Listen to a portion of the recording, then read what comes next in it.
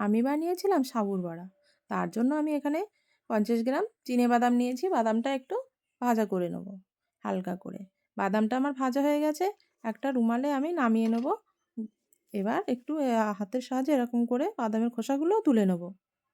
এদিকে আমি যে সাবুটা ভিজিয়ে রেখেছিলাম, সাবুর ভেতরে দেবো 2টো আলু আমি সিদ্ধ করে নিয়েছি। আলু দুটো এভাবে গ্রেট করে দিয়ে দেবো।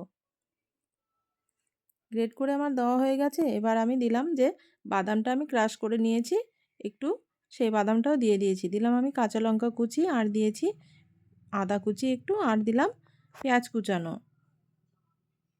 সাথে দিয়েছি আমি ধনেপাতা কুচিও দিয়ে দিলাম। আর এখানে দিলাম আমি 1 চামচ গোটা জিরে, আর দিয়েছি গুঁড়ো মশলা ছিল, হলুদ গুঁড়ো, গরম মশলার গুঁড়ো, আর একটু লঙ্কার গুঁড়ো। তারপরে এগুলো আমি সুন্দর করে মেখে নেব হাতের সাহায্যে।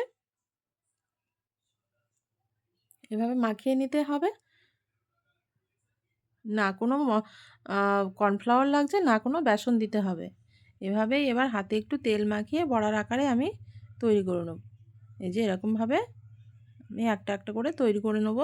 আগে এগুলো তৈরি করব, তারপরে এগুলো ভাজা করে নেব।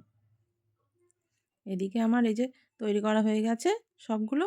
এবার আমি প্যান কড়াইতে দিয়েছি তেল। তেলটা আমার গরম হয়ে গেছে। এক এক করে বড়াগুলো সব দিয়ে দেবো। বড়াগুলো দিয়ে হালকা করে একটু ভেজে ভেজে তুলে নিলেই রেডি হয়ে যাবে আমার সাবুর বড়া। ও পিঠা আমার ভাজা হয়ে গেছে। একটু উল্টে দিলে আর 2 মিনিট ভাজা করে নিলেই আমার হয়ে যাবে। আর আমার ভিডিওটা যদি ভালো লেগে থাকে অবশ্যই একটা লাইক, কমেন্ট, শেয়ার করে দিও।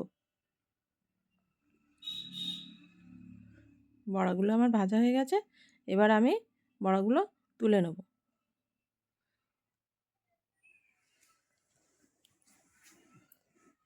এভাবে আর কিছুটা ছিল, সেগুলো আমি আবার তেলের উপর দিয়েছি, দিয়ে আমি ভাজা করে তুলে নেব।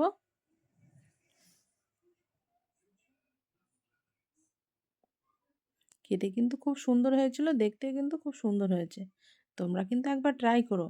আর আমার ভিডিওটা ভালো লেগে থাকলে অবশ্যই একটা লাইক, কমেন্ট, শেয়ার করে দিও।